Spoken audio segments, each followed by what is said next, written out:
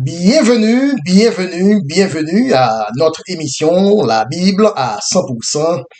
La Bible à 100%, une émission qui commence avec la Bible. La Bible à 100%, une émission qui continue avec la Bible. La thématique d'aujourd'hui sera intitulée La puce électronique ne sera pas la marque de la bête. La marque de la bête ne sera pas la puce électronique.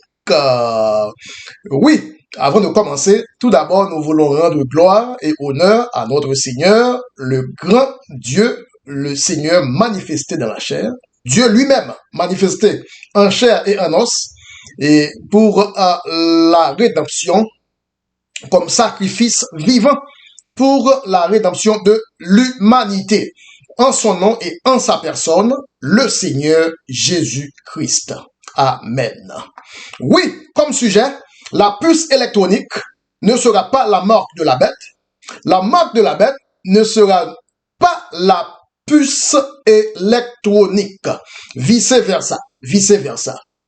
Donc, dans l'optique de la marque de la bête, à l'heure actuelle, du matin au soir, dans tout ce que l'on touche, du billet d'argent, au téléphone portable, au permis de conduire, au passeport, l'on touche à une puce électronique, en quelque sorte.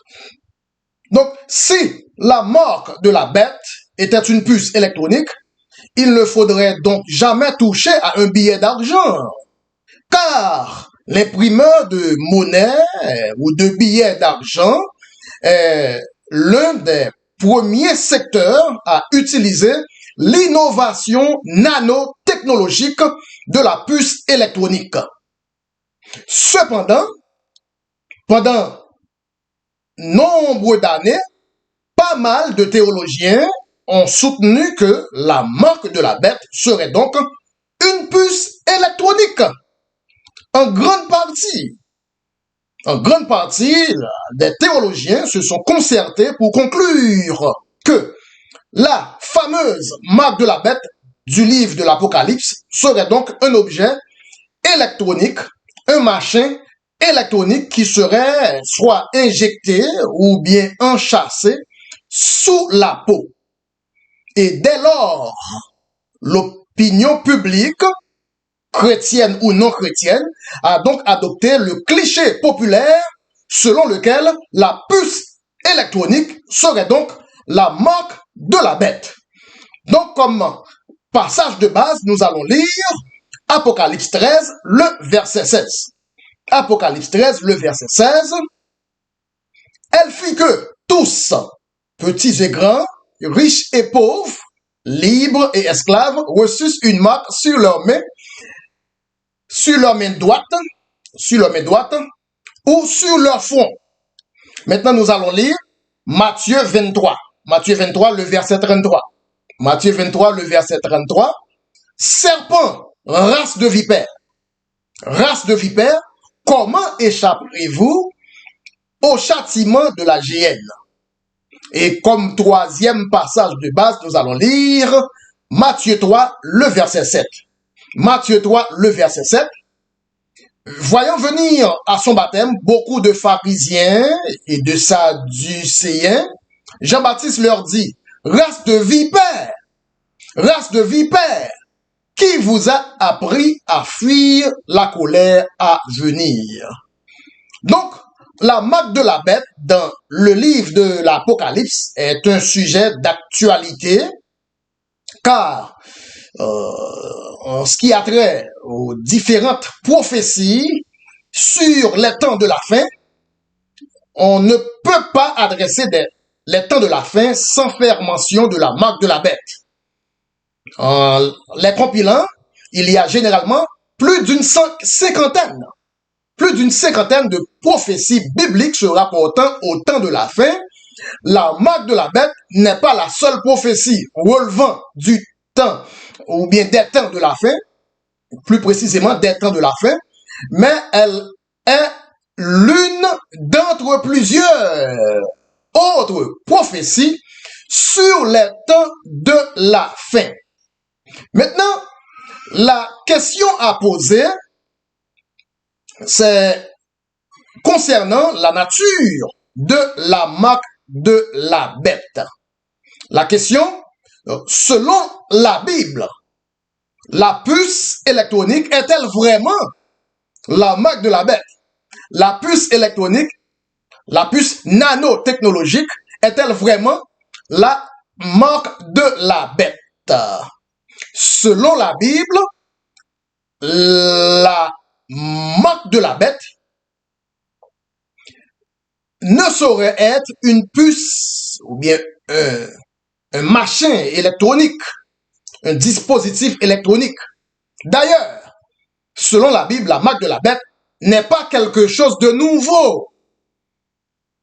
Car si tout a commencé en Éden, rien de nouveau sous le soleil, et s'il va y avoir une marque de la bête à venir, il faut qu'il y eut d'abord une marque de la bête dans le passé, car rien de nouveau sous le soleil. Bien entendu, il est possible d'avoir quelque chose de nouveau au-dessus du soleil. Au-dessus du soleil. Mais il était possible d'avoir quelque chose de nouveau sous ou bien au plus bas, mais plus bas que le soleil. Donc la première mort de la bête et la première bête ont donc été depuis dans le jardin d'Éden. La première marque de la bête, et d'ailleurs la première bête, car il nous faut une bête pour avoir la marque de la bête. Donc la première bête, c'était en Éden, la première marque de la bête, c'était en Éden. Qui fut la première bête? La première bête, c'était le serpent, car la Bible nous dit, le serpent dit à Ève. Et Dieu nous a posé la question, qui vous a appris que vous êtes nus? Donc le serpent, dans une conversation, c'est lui qui a appris qu'ils étaient nus. Qui t'a appris que tu es nu? Donc le serpent était le professeur à apprendre à l'homme que l'homme était nu. Donc la bête, c'est le serpent. Maintenant, et troisième question, qui fut le premier à être marqué de la marque de la bête? Si la première bête, c'était le serpent, le premier homme à être marqué de la marque du serpent, ou bien de la marque de la bête, fut Caïn. Comment donc un homme peut-il être marqué par une marque d'une bête? Un enfant reçoit 23 chromosomes de sa mère et 23 chromosomes de son père. Caïn a reçu, bien entendu, 23 chromosomes de sa mère humaine et 23 autres chromosomes de son père vipère. Voilà pourquoi Jésus appelle ces Sadducéens race de vipère. Donc Caïn, le terme race de vipère a commencé avec Caïn. Car Caïn a reçu une marque génétique de la bête. Caïn est le résultat ou bien le produit du développement hybride, de l'hybride génétique entre le serpent d'alors et la femme. Depuis en Éden, la race humaine a été hybridée. La race humaine, le génome, le matériel génétique humain a été hybridé, mélangé à la race de vipère pour produire une race de vipère au milieu de la race humaine. Voilà pourquoi Caïn fut le premier homme hybride. Dès lors, Caïn fut le patriarche de la race de vipère. Par conséquent, le premier à recevoir la marque de la bête. Caïn a reçu 23 marques de la bête, 23 chromosomes du serpent, car un enfant est né à partir de 23 chromosomes de sa mère et 23 autres chromosomes de son père. Donc, le croisement de deux espèces différentes entre le serpent, bien, entre le serpent et la femme, va produire une autre race à l'intérieur de la race, à l'intérieur de l'espèce humaine. Voilà pourquoi la Bible parle de race de vipères. La marque de la bête a commencé en Éden et voilà pourquoi déjà le langage race de vipères à travers le ministère de Jésus-Christ, le ministère de Jean-Baptiste, le ministère de l'apôtre Paul ont reconnu une race de vipères à l'intérieur de l'espèce humaine, à l'intérieur de l'espèce, de la famille humaine. Oui, le sujet d'aujourd'hui s'intitule La puce électronique n'est pas ou ne sera pas la marque de la bête. La marque de la bête ne sera pas non plus la puce électronique. Donc, par conséquent, il y a un continuum entre la marque de la bête dans le livre de la Genèse et la marque de la bête dans le livre de l'Apocalypse. Il y a une continuité entre la marque de la bête du commencement et la marque de la bête de la fin. Caïn a reçu 23 chromosomes de son père, par conséquent, 23 marques de la bête. 23 marques de la bête. Nous allons maintenant lire dans le livre de Matthieu, Matthieu 23, le verset 33. Matthieu 23, le verset 33. Matthieu 23, le verset 33. Jésus leur dit, serpent, race de vipères, comment échapperez-vous au châtiment de la géhenne?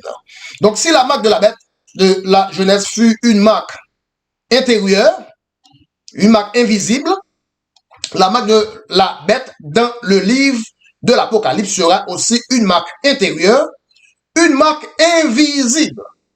Donc, la puce électronique ne saurait être la marque de la bête, car Caïn ne fut pas l'objet d'aucune puce électronique. Caïn n'a pas été marqué par une puce électronique, par une puce ou bien un engin ou bien il y a un dispositif technologique, nanotechnologique de la puce électronique. Voilà pourquoi dans l'Apocalypse, au temps de la fin, la marque de la bête ne sera non plus quelque chose ou bien une chose électronique ou bien mécanique ou bien électrique, émetteur d'électricité ou bien d'ondes quelconque. Donc, la puce électronique n'a rien à voir avec la prophétie de la marque de la bête dans la Bible. D'ailleurs, si la puce électronique était cette fameuse marque de la bête, ceux-là qui prêchent, que la puce, qui prêchent que la puce électronique, comme étant la marque de la bête, serait déjà jusqu'au cou dans la marque de la bête. Pourquoi? Parce qu'aujourd'hui, on vit de la puce électronique. Tout ce que l'on touche aujourd'hui, c'est une puce électronique. On touche au téléphone portable. L'élément vital même du téléphone portable, c'est la puce électronique. Du matin au soir, on utilise la puce électronique. Et sans la puce électronique, on ne peut même pas fonctionner. Car partout, on ne peut pas toucher quelque chose ou rien toucher presque sans toucher ou bien avoir un rapport avec ce qu'on appelle aujourd'hui la technologie nanotechnologique et de la puce électronique. Pour voyager, on utilise un passeport. Le passeport moderne est maintenant doté de la puce nanotechnologique. Donc, si la puce électronique ou bien nanotechnologique était une marque de la bête. Alors, quand on touche à un passeport, on toucherait donc à la dite puce, à la dite marque de la bête, pardon, à la dite marque de la bête. Et les clés de démarrage des voitures modernes, les clés de démarrage des voitures modernes sont tous munis de la puce électronique. Donc, la puce électronique est ubiquitaire, ou bien en français ubiquitaire, c'est-à-dire partout, dans presque tous les domaines de la vie, on va quand même toucher à la petite puce électronique. Quand même, quand bien même. Donc, si la puce électronique était la marque de la bête, donc chaque jour, on rentrerait à la maison avec la marque de la bête, car la puce électronique est insérée dans les billets d'argent. Dans les billets d'argent. Donc, tout sur à $1, à un billet, à une monnaie quelconque, la puce électronique y est, ou bien en est de préférence, en est insérée, et la puce électronique est insérée dans chaque billet de monnaie, chaque billet d'argent.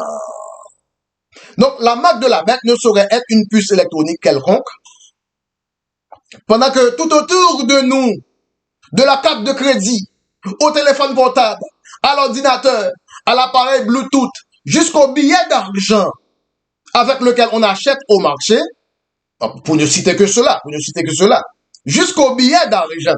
Donc, partout, c'est la puce électronique.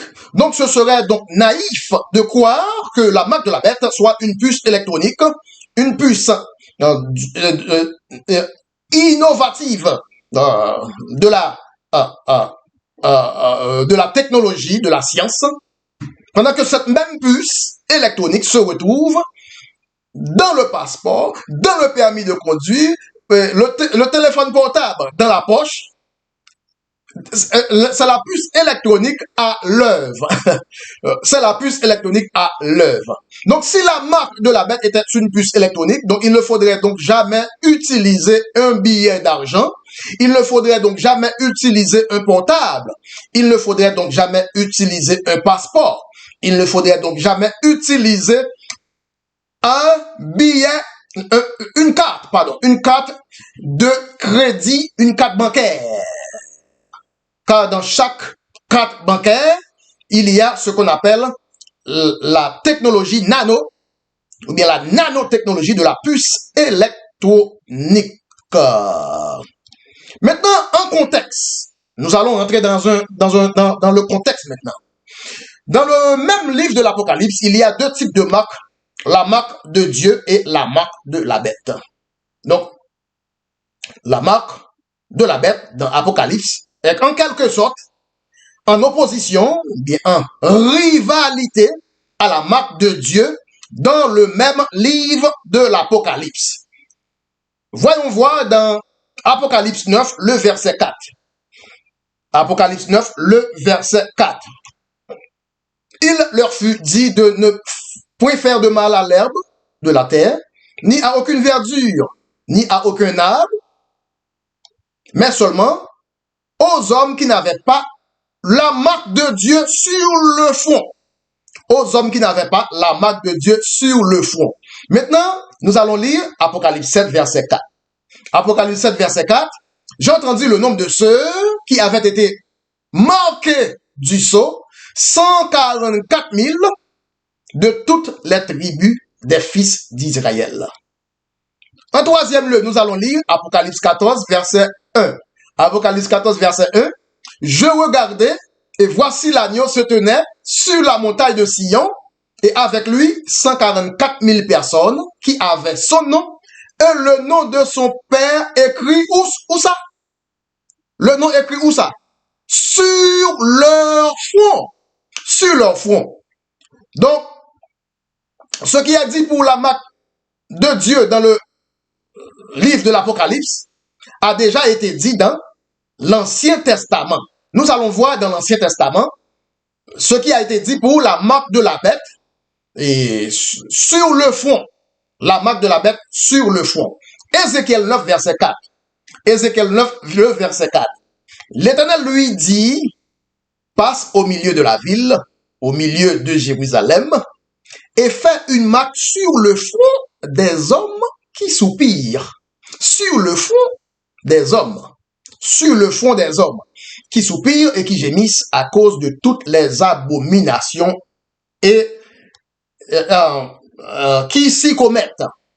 Maintenant, Ézéchiel 9, le verset 6, la marque de la bête dans l'Ancien Testament aussi, Ézéchiel 9, verset 6, la marque de la bête dans l'Ancien Testament, la marque de Dieu dans l'Ancien Testament, la marque de la bête dans le livre de l'Apocalypse, de même la marque de Dieu dans le livre de l'Apocalypse. Voyons voir la marque de Dieu dans le livre d'Ézéchiel 9, verset 6. Tuez, détruisez les vieillards, les jeunes hommes, les vierges, les enfants, les femmes, mais n'approchez pas de quiconque aura sur lui la marque, et commencez par mon sanctuaire, et il commençait par les anciens qui étaient devant la maison. Donc, la marque de la bête et la marque de Dieu en compétition, en rivalité dans l'Ancien Testament. De même, le même tableau, les deux marques seront aussi dans le livre de l'Apocalypse. Nous allons maintenant lire le livre de Deutéronome, chapitre 11, verset 18. Deutéronome 11, verset 18. Mettez dans votre cœur et dans votre âme ces paroles que je vous dis. Vous les lirez comme un signe sur vos mains. Sur vos mains, les paroles que je vous dis, vous les lirez comme un signe sur vos mains. Et ces paroles-là seront comme des frontaux entre vos yeux. Comme des frontaux au front. Il faut mentionner que la marque de la bête est sur la main droite, ou je pense, et sur le front. Mais la marque de Dieu, depuis dans l'Ancien Testament, entre la marque de la bête dans le livre de la Genèse et la marque de la bête dans le livre de l'Apocalypse, il y eut beaucoup d'autres marques entre-temps, dans l'intervalle, car il y a un continuum, une continuité entre la marque de la bête au commencement dans Genèse et la marque de la bête à la fin dans le livre de l'Apocalypse. Donc, dans le Deutéronome 11, verset 18, la marque de Dieu sur les mains, la marque de Dieu sur le front, c'était quoi? C'était les paroles de Dieu.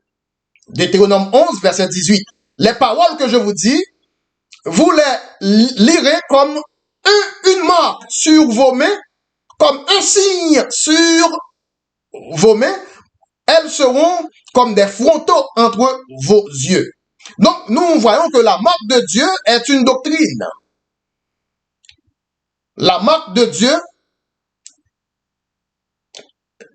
pour le Nouveau Testament, sera donc la doctrine des 12 apôtres. Il y a 12 apôtres dans le volume de la Bible. Il y a 12 apôtres de l'agneau. Nous allons lire dans Apocalypse 21, verset 14. Les 12 apôtres de l'agneau, dans le volume de la Bible, il y a seulement 12 apôtres de l'agneau. Nous allons lire cela dans Apocalypse 21, le verset 14. La muraille de la ville avait 12 fondements et sur eux les 12 noms des 12 apôtres de l'agneau. Les 12 noms des 12 apôtres de l'agneau. Donc la marque de Dieu, c'est la doctrine des 12 apôtres de l'agneau. De même, en opposition ou bien en rivalité à la marque de Dieu dans le Nouveau Testament, la marque de la bête sera donc quelque chose de doctrine, quelque chose d'enseignement, en opposition, en rivalité à la doctrine des 12 apôtres.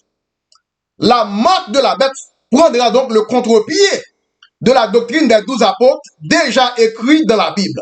Donc tout ce qu'on va enseigner qui ne se trouve pas dans la doctrine des 12 apôtres est par conséquent rentre dans la formation de la marque de la bête, rentre dans le domaine de la marque de la bête. tout ce qui est contraire à la doctrine des 12 apôtres. Il y a seulement 12 apôtres dans la Bible. Et un apôtre est supérieur à un prophète. Il y a pas mal de prophètes. Cependant, il y a seulement 12 apôtres. Il y a pas mal de pasteurs. Cependant, il y a seulement 12 apôtres. Il y a pas mal d'évangélistes. Cependant, il y a seulement 12 apôtres de l'agneau dans toute la Bible. Verset Apocalypse 21, le verset 14. La muraille de la bête, la muraille de la ville, pas la marque de la bête, la muraille de la ville, pardon, avec 12 fondements, et sur les 12 fondements, les noms des 12 noms des 12 apôtres de l'agneau. 12 apôtres de l'agneau, sans ajouter, sans retrancher. Donc, voyons voir maintenant que la marque de la bête, ce n'était pas quelque chose d'électronique, de puce électronique, de puce nanotechnologique. La marque de la bête, dans le livre de l'Apocalypse, la marque de la bête à la fin, dans les temps de la fin, sera donc plutôt quelque chose de doctrine, d'enseignement contraire à l'enseignement des 12 apôtres. Donc, si la marque de la bête était donc une puce électronique, à ce stade des débats, il ne faudrait donc jamais toucher à un billet d'argent, car les billets d'argent sont donc imprégnés de puces électroniques. Voilà, c'est tout pour aujourd'hui. Le sujet d'aujourd'hui, c'était la puce électronique ne sera pas la marque de la bête. La marque de la bête ne sera non plus une puce électronique. Et merci, nous vous remercions et nous voulons remercier Dieu pour ce temps de table ronde biblique avec la Bible en profondeur, des sujets bibliques en profondeur. Rendez-vous pour une prochaine édition avec la Bible à 100% avec votre très humble et très simple frère, le frère Bruno. Entre-temps, je vous aime bien, je vous aime tant. À bientôt et à tantôt. La Bible à 100%. Bye bye.